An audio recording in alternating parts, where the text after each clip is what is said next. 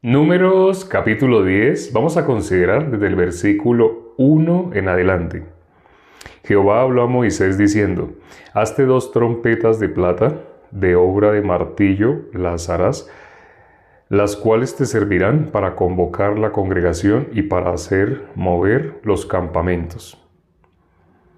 Y cuando las tocaren, toda la congregación se reunirá ante ti a la puerta del tabernáculo de reunión.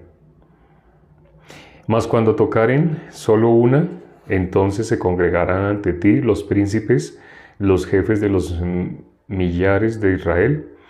Y cuando tocareis alarma, entonces moverán los campamentos de los que están acampados al oriente. Y cuando tocareis alarma la segunda vez, entonces moverán los campamentos de los que están acampados al sur. Alarma tocarán para sus partidas.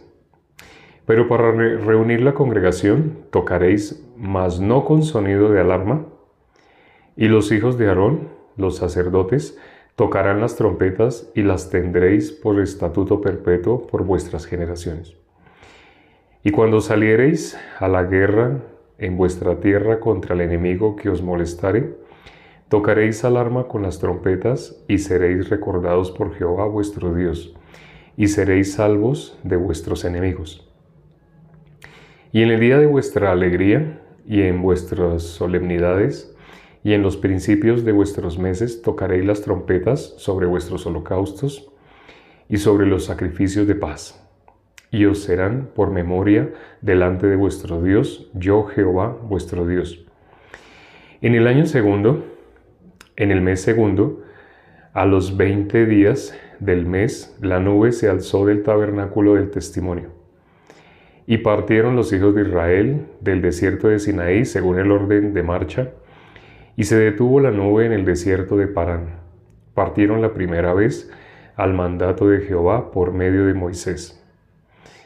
La bandera del campamento de los hijos de Judá comenzó a marchar primero por sus ejércitos, y Naasón, hijo de Aminadab, estaba sobre su cuerpo de ejército. Y sobre el cuerpo de ejército de la tribu de los hijos de Isaacar, Natanael, hijo de Suar, y sobre el cuerpo de ejércitos de la tribu de los hijos de Zabulón, Eliab, hijo de Helón. Después que estaban ya desarmando el tabernáculo, se movieron los hijos de Gersón y los hijos de Merari, que lo llevaban. Luego comenzó a marchar la bandera del campamento de Rubén por sus ejércitos, y Elisur, hijo de Sedeur, estaba sobre su cuerpo de ejército. Sobre el cuerpo de ejército de la tribu de los hijos de Simeón, Salumiel, hijo de Surizadai, y sobre el cuerpo de ejército de la tribu de los hijos de Gad, Eliasaf, hijo de Deuel. Luego comenzaron a marchar los coatitas llevando el santuario, y entre tanto que ellos llegaban, los otros acondicionaron el tabernáculo. Después comenzó a marchar la bandera del campamento de los hijos de Efraín por sus ejércitos, y Elisama, hijo de Amiud, estaba sobre el cuerpo de ejército. Sobre el cuerpo de ejército de la tribu de los hijos de Manasés, Gamaliel, hijo de Pedasur, y sobre el cuerpo de ejército de la tribu de los hijos de Benjamín, Abidán, hijo de Gedeoni. Luego comenzó a marchar la bandera del campamento de los hijos de Dan por sus ejércitos. A retaguardia de todos los campamentos, y Ahiezer, hijo de Amisadai, estaba sobre su cuerpo de ejército. Sobre el cuerpo de ejército de la tribu de los hijos de Aser, Pagiel, hijo de Ocrán, y sobre el cuerpo de ejército de la tribu de los hijos de Neftalí. Ahira, hijo de Enán, este era el orden de marcha de los hijos de Israel por sus ejércitos cuando partían. Entonces dijo Moisés a Hobab, hijo de Raguel, madianita, su suegro: nosotros partimos para el lugar del cual Jehová ha dicho, yo os lo daré, ven con nosotros y te haremos bien, porque Jehová ha prometido el bien a Israel. Y él respondió: yo no iré, sino que me marcharé a mi tierra y a mi parentela. Y él le dijo: te ruego que no nos dejes, porque tú conoces los lugares donde hemos de acampar en el desierto, y no serás en lugar de ojos. Y si vienes con nosotros cuando tengamos el bien que Jehová nos ha de hacer, nosotros te haremos bien. Así partieron del monte de Jehová, camino de 3 días, y el arca del pacto de Jehová fue delante de ellos camino de 3 días, buscándoles lugar en el descanso, lugar de descanso. Y la nube de Jehová iba sobre ellos de día, desde que salieron del campamento. Cuando el arca se movía, Moisés decía: levántate, oh Jehová, y sean dispersados tus enemigos, y huyan de tu presencia los que te aborrecen. Y cuando ella se detenía, decía: vuelve, oh Jehová, a los millares de Israel. Leímos hasta el versículo 36, es decir, consideramos todo el capítulo 10 de Números. Ya por fin llegamos al capítulo 10. Aquí aparece una palabra que muchas veces, una palabra que algunas personas de pronto no tienen claro desde el punto de vista de Dios. ¿Qué palabra es? Aquí aparece la palabra bien, bien, bien. ¿Qué cosa sería bien? ¿Qué cosa sería mal? Habla del tabernáculo. Quienes han visto los videos que nosotros hicimos del tabernáculo, es una serie de 30 videos en los cuales tocamos el tema del tabernáculo detalle a detalle.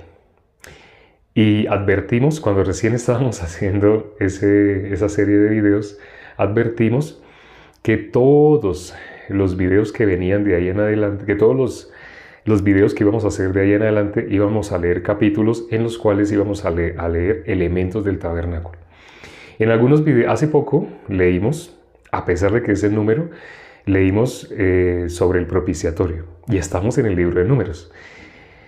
Y se cita cuando Dios dijo de dónde se iba a declarar a Moisés. Dios se iba a declarar de entre los querubines, de sobre el propiciatorio, en medio de los querubines.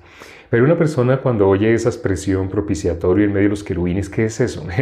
No sabe a qué se refiere si no tiene conocimiento previo del tabernáculo. Muy importante saber qué es el tabernáculo, sus elementos. ¿Por qué? Porque el tabernáculo es sombra de la obra que Dios hizo para redimirnos. Vamos a considerar unos versículos que están en Efesios capítulo 2. Ya saben, muchas personas se saben el versículo 9, supongo, ¿no? ¿Alguien se sabe el 9 de Efesios capítulo 2? ¿Alguien sabe qué dice el versículo 9 de Efesios capítulo 2? ¿De qué trata? Si se demoran mucho, quiere decir que lo están buscando y lo van a escribir. Pero leyendo. Bueno, vamos a mirar. Efesios, creí que muchos sabían, pero veo que no. Efesios capítulo 2. Efesios capítulo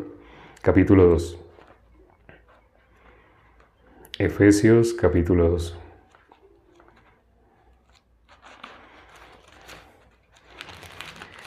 Dice el versículo, vamos a leer el versículo 1. Efesios capítulo 2. Versículo 1, dice: Él os dio vida a vosotros cuando estabais muertos en vuestros delitos y pecados. Eso, Él os dio vida. El versículo 9, ¿qué es lo que dice el versículo 9? Vamos a llegar ya hasta el versículo 9. Dice: no por obras para que nadie se gloríe. Es un versículo que nombramos mucho, ¿no? No por obras para que nadie se gloríe.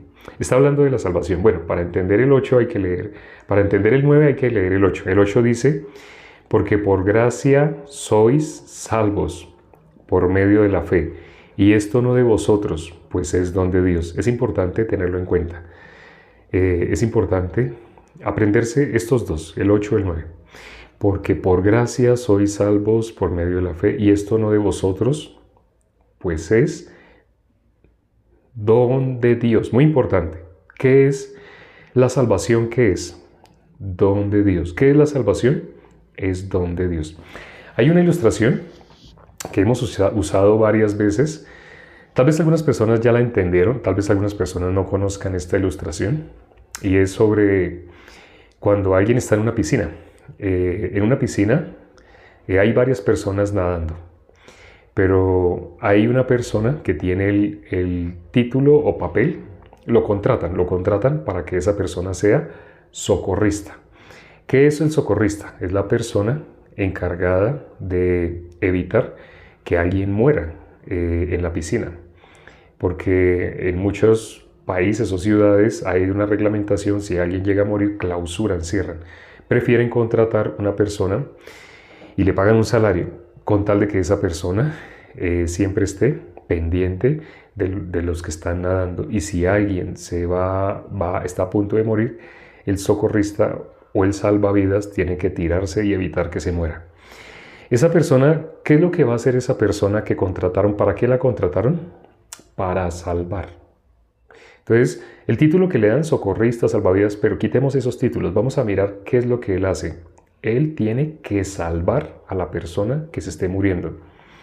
¿Por qué hago énfasis en esta palabra? Porque es muy importante para que las personas conozcan qué es la salvación. La salvación no es cualquier cosa que a nosotros se nos ocurra. Nosotros decimos salvación en muchos sentidos, pero bíblicamente la salvación tiene un único sentido. Solo se puede llamar salvación cuando una persona cumple un requisito. De lo contrario, esa persona no está experimentando la salvación. Cuando en la piscina las personas están nadando y de un momento a otro el que fue contratado para salvar, que ya saben el nombre que vamos a usar, espero que no cambien el nombre, porque estamos hablando de la salvación. Piensen en este nombre, el que va a salvar. ¿Cómo se llama el que va a salvar? El que ejerce la acción de salvar. En esa escena vamos a poner a alguien que necesita ser salvado y alguien que va a salvar. Entonces en esa escena hay alguien que va a salvar y ya saben, no le cambien el nombre. El que salva se llama Salvador. Piensen en ese nombre. Ténganlo claro. Hoy les va a quedar claro el concepto de salvación. Si alguien no lo tenía claro, hoy le va a quedar claro el concepto de salvación. ¿Qué es salvación? ¿Quién puede ser salvo? ¿Quién no puede ser salvo? ¿Cuáles son los requisitos para poder ser salvo? Entonces, piensen bien en esto. El Salvador, ¿a quién va a salvar? En la piscina hay varias personas nadando, pero el que tiene el papel de Salvador, esa persona solo va a salvar a la persona que está a punto de morir.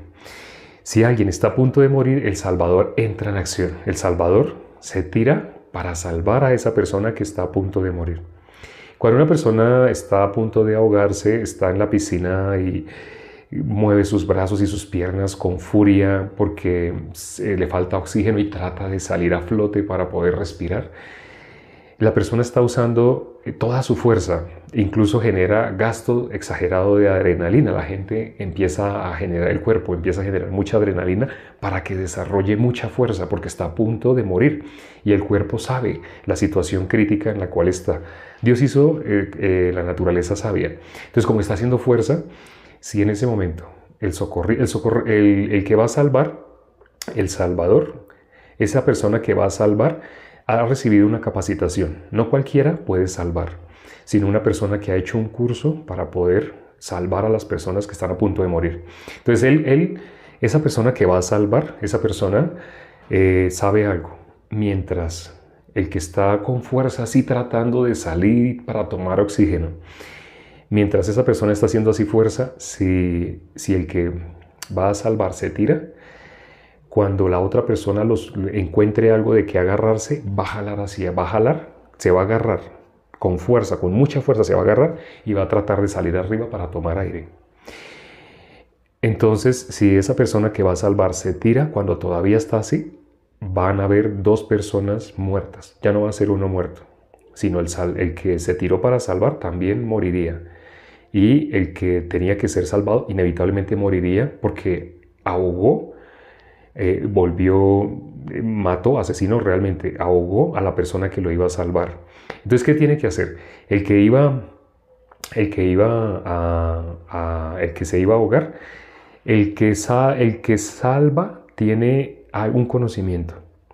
Tiene que esperar que esa persona pierda toda su fuerza. Cuando esa persona ya le falta oxígeno, colapsa, se desmaya.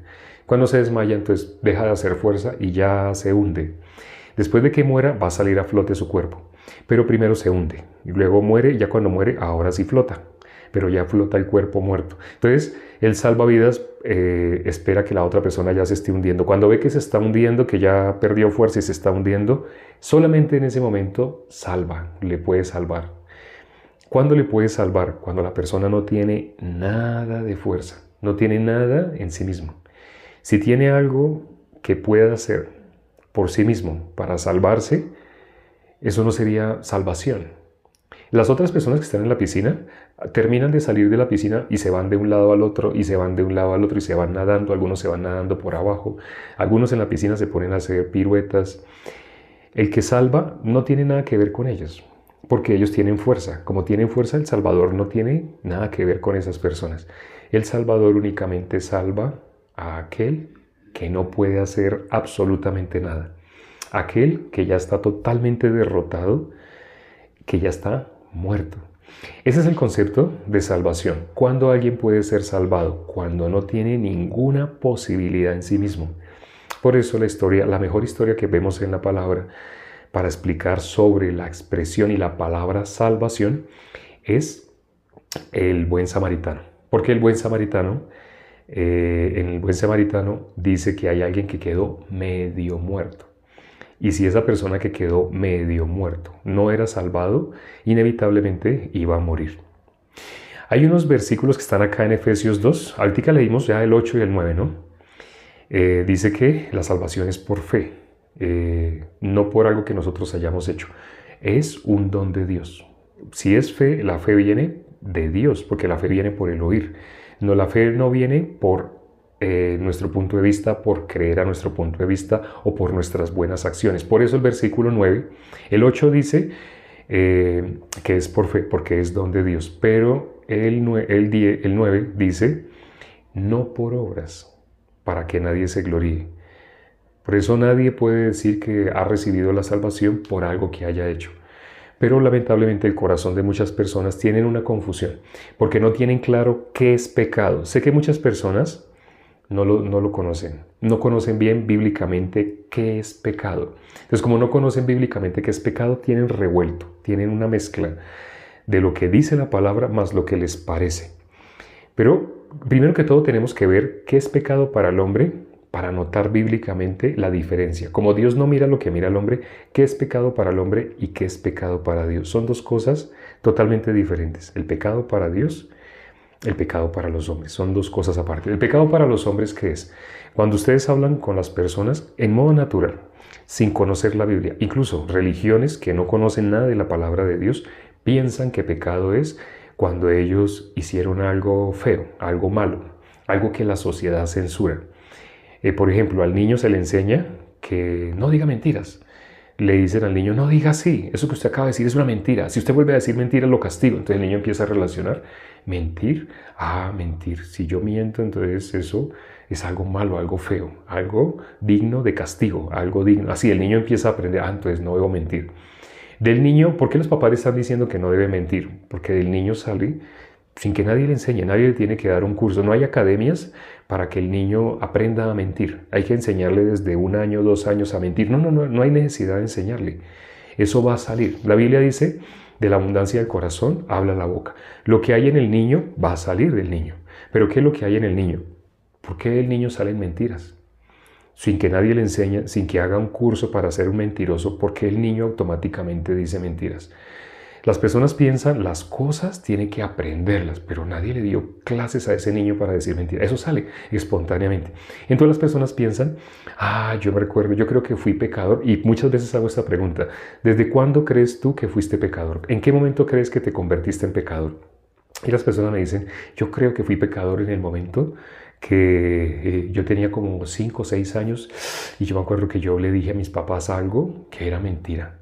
Después me castigaron muy fuertemente cuando ellos descubrieron que yo estaba diciendo una mentira. Así dicen algunas personas. Así dicen, ¿no? Pero pecado, eso es delante de los hombres. Eso no es delante de Dios. Las personas llaman pecado, ciertamente ese es el fruto de ser pecador. Eso que sale de nosotros, de la abundancia del corazón a la boca, eso que sale de nosotros en modo automático, es algo que representa lo que verdaderamente somos. ¿Por qué desde un bebé, siendo un niño pequeñito, por qué salieron mentiras? Porque ese niño estaba separado de Dios. Eso que está saliendo de él es una manifestación de estar separado de Dios. Pero entonces, ciertamente en la Biblia también eso se le llama pecados. Pero entonces las personas se confunden porque realmente pecados ya sabemos qué es. Pecado ya sabemos qué es. ¿Qué fue lo que separó a Dios del hombre? Entonces ahora, delante de Dios, ¿qué es el pecado? Ustedes se acuerdan del apóstol Pablo, ¿no? Estamos leyendo Efesios. Efesios, ¿quién lo escribió? El apóstol Pablo. El apóstol Pablo dijo, yo les doy testimonio de que tienen celo de Dios. Es decir, el común de las personas realmente, cuando les preguntamos si son hijos de Dios o del diablo, ¿qué van a decir las personas? Que son hijos de Dios. ¿Quién va a decir que es hijo del diablo? Todas las personas normalmente van a decir, pues yo soy hijo de Dios, por supuesto. Así contestan las personas rápidamente cuando les decimos, tú eres pecador o tú eres justo. Uy, se sorprende, pues yo creo que todos somos pecadores. ¿Quién va a decir que es justo? Así se expresan. Ese es lo que está saliendo del corazón de ellos. ¿Qué es lo que hay en ellos? ¿Sale la palabra de Dios? No. Si supieran la palabra de Dios, no se expresarían como se expresan en modo natural. El apóstol Pablo, ¿él qué hizo? Por ejemplo, con la iglesia. Sabemos que antes de ser el apóstol Pablo, él hizo algo con la iglesia. Él persiguió a la iglesia. Él asoló las iglesias. Él iba con cartas de los principales sacerdotes para hacer qué cosa, para apresar a todos los que estaban hablando de esa religión que había surgido nueva, una religión en la cual hablaban de que ya el Mesías había estado en la tierra. Entonces ellos, como veían, eso es una herejía. ¿Cómo alguien va a decir que ya el Mesías vino? ¿Por qué los judíos estaban esperando al Mesías? Y ellos estudiaban, todos los días estudiaban la Biblia. ¿Con qué intención? Con la intención de reconocer al Mesías. Cuando llegue el Mesías, ellos lo iban a reconocer. Por eso estudiaban las Escrituras. Curiosamente, el apóstol Pablo dice, el apóstol Pablo perteneció a ellos. Y él que perteneció a las personas que tenían celo de Dios, él dice, yo les doy testimonio de que ellos tienen celo de Dios. Hacía una aclaración, pero no conforme a ciencia. Yo les doy testimonio de que tienen celo de Dios, pero no conforme a ciencia. ¿Qué significa eso? El apóstol Pablo, cuando fue como ellos, él perseguía. Es más, no sé si ustedes han leído sobre la muerte de Esteban en Hechos. Cuando la muerte de Esteban, dice que él consentía en su muerte. Él era uno de los grandes que estaba ahí. Entonces las demás personas pedían consentimiento y Pablo dio el consentimiento. Sí, apedréenlo. Ese es un hereje, esa es una secta. Entonces es una secta, esa es de la secta que hablan de que ya vino el Mesías, pero ellos que están diciendo, llaman Mesías a una persona cualquiera, así ellos pensaban así. Ellos le pudieron reconocer a nuestro Señor Jesucristo, no pudieron reconocerle. Como no pudieron reconocerle, entonces ¿qué hacían con los cristianos? Perseguían a los cristianos. Pero nuestro Señor Jesucristo, ¿qué dijo? Que perseguían a los cristianos. Nuestro Señor Jesucristo dijo, Saulo, Saulo. No sé si se acuerdan, cuando en Hechos capítulo 9, cuando nuestro Señor Jesucristo tumba así a Pablo, ¿qué le dice? Saulo, Saulo, ¿por qué me persigues? Saulo, Saulo, ¿por qué me persigues? Él iba con cartas de los principales, iba para apresar a los de esa secta. Él consideraba los de esa secta. Efectivamente, a los que él estaba persiguiendo estaban separados de lo que enseñaba la mayoría de las religiones que había en ese momento. La mayoría de las religiones que habían alrededor de Pablo, todos leían la Biblia. Sabemos que estaban los samaritanos, que judíos y samaritanos no se trataban entre sí. También habían saduceos, estaban los escribas, estaban los fariseos, estaba el intérprete de la ley. El intérprete de la ley, ya hemos visto cómo en el pasaje del buen samaritano, el intérprete de la ley manifiesta lo que hay en su corazón. Y lo que hay en su corazón le coloca en la vida o le coloca en la muerte. Dice la Biblia, de la abundancia del corazón habla la boca. Y nuestro Señor Jesucristo le preguntó, ¿qué está escrito y cómo lees? En ese momento, Saulo, ¿cómo leía? Saulo, ¿cómo veía? Ellos deben ser erradicados. Esa secta debe ser erradicada, es una secta. Está hablando de que ya, ellos dizque conocieron al Mesías, que ese Señor que crucificaron hace poco. Ay, no, terrible lo que están diciendo. Entonces, así era que veían, era como la óptica que veía Pablo. En ese momento era Saulo.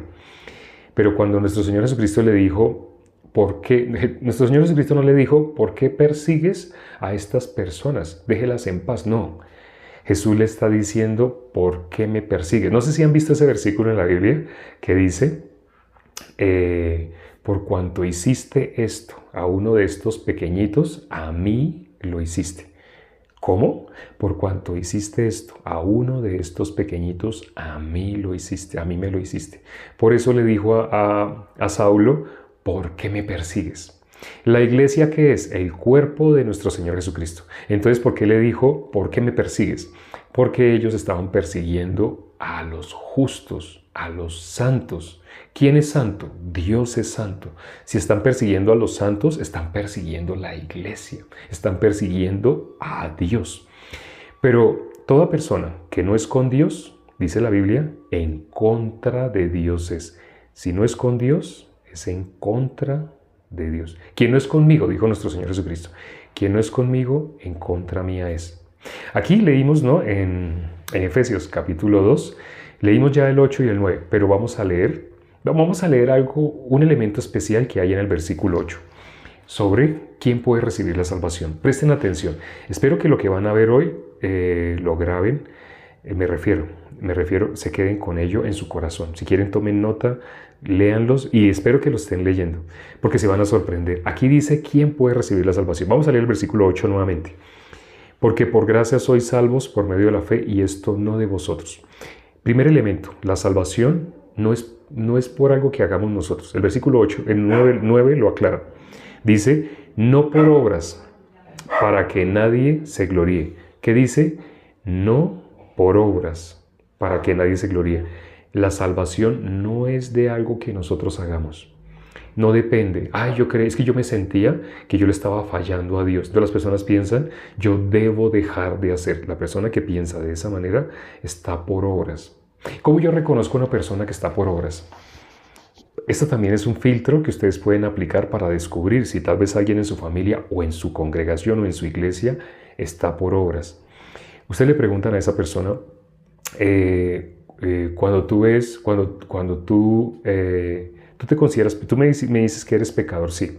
Bueno, ¿en qué momento tú crees que te convertiste en pecador? La persona se queda pensando y la persona te dice, yo creo que yo tenía más o menos como 4, 5 o 6 años, era por ahí. Porque era así. Y yo hice esto, yo dije aquello, yo a mis papás les hice tal cosa, mis papás me castigaron muy fuertemente. Yo creo que desde ese momento yo me convertí en pecador. Cuando ustedes oyen a una persona hablar así, se dan cuenta, esa persona está bajo las obras. ¿Por qué? Aquí dice, miremos el 8 y el 9 nuevamente. Porque por gracia sois salvos por medio de la fe. Y esto no de vosotros, pues es don de Dios. ¿Cómo es la salvación? No de vosotros. Si una persona es salva porque esa persona vuelve el tiempo atrás y esa acción que deseó no haber hecho, entonces la revierte, digamos que pudiera alguien hacer eso, pudiera volver en el tiempo atrás y digamos que a los 5 años dijo una mentira y por esa mentira sucedió un mal muy grande. Digamos, echaron al papá del trabajo. El niño dijo una mentira, le dijo a la mamá la creyó y algo pasó y resultaron echando a su papá del trabajo y por eso lo castigaron muy fuertemente y por eso al niño le quedó claro que esa mentira que dijo es muy, muy mala, fue algo muy malo. Entonces, colocando un ejemplo exagerado, ¿no? Que haya pasado algo así. Entonces, esa persona, ¿qué tiene en su corazón? Quisiera que existiera la máquina del tiempo para volver el tiempo atrás y deshacer eso que hizo. O sea, no, la persona se considera, y cuando le preguntamos si es pecador, dijo que era pecador desde ese momento. Como la persona tiene en su corazón volver atrás para cambiar, ¿qué vemos? Esa persona está en las obras, porque él piensa que es pecador por algo que él haga. Si es por algo que él haga que se convirtió en pecador, es por obras. Vamos a mirar versículos que siguen, que están anteriormente y que aclaran quién puede ser salvo. Miremos el versículo 6. Dice, y juntamente con él nos resucitó, y asimismo nos hizo sentar en lugares celestiales con Cristo Jesús. Miremos el versículo 5, el anterior. Aún estando nosotros muertos en pecados, nos dio vida juntamente con Cristo. ¿A quién se le da vida? Aquí dice, ¿a quién le dio vida? Y juntamente con él nos resucitó y asimismo, el versículo 5, aún estando nosotros muertos en pecados, nos dio vida. ¿Cuándo nos dio vida? Cuando estábamos ¿cómo? Muertos. Cuando una persona va a hablar de su salvación, algo que tenemos que verificar es, esa persona, ¿qué nos va a contar? Si nos va a contar cómo fue salvado, esa persona nos va a contar como estaba muerto. Así dice la Biblia. Aún estando nosotros muertos en pecados, nos dio vida. ¿A quién le da vida? Aquí, ¿quién puede recibir la vida? Aquel que estaba muerto en sus delitos y pecados. Si una persona no estaba muerta, ¿cómo pudo recibir la salvación? Ya pusimos el ejemplo de la piscina. ¿Quién puede recibir la salvación? ¿Quién puede ser salvado de ahogarse en la piscina? El que ya estaba muerto, ya no tenía ninguna opción. Entonces esa persona necesitaba ser salvada. Asimismo, para que alguien pueda decir que fue salvado, esa persona como tenía que estar muerta. Vamos a leer otra característica para poder ser salvo. El versículo anterior. Pero Dios, que es rico en misericordia por su gran amor con que nos amó. El versículo anterior, el versículo 3. Dice el versículo 3. Entre los cuales también todos nosotros vivimos en otro tiempo en los deseos de nuestra carne. Bueno, aquí me toca pasar la página. En los deseos de nuestra carne, haciendo la voluntad de la carne y de los pensamientos. Y éramos por naturaleza hijos de ira. Ahora, aquí lo que está describiendo es qué es estar muerto. Mire qué es estar muerto. Dice, entre los cuales también nosotros vivimos en otro tiempo en los deseos de nuestra carne. ¿Qué son los deseos de nuestra carne? Aquí lo dice, haciendo la voluntad de la carne y de los pensamientos. Y éramos por naturaleza hijos de ira, lo mismo que los demás. ¿Por naturaleza qué éramos? Hijos de ira, lo mismo que quienes, que el resto de la humanidad. Romanos 3:23 cuando dice, por cuanto todos pecaron están destituidos de la gloria de Dios, está refiriéndose a esto. Éramos por naturaleza hijos de ira, lo mismo que los demás.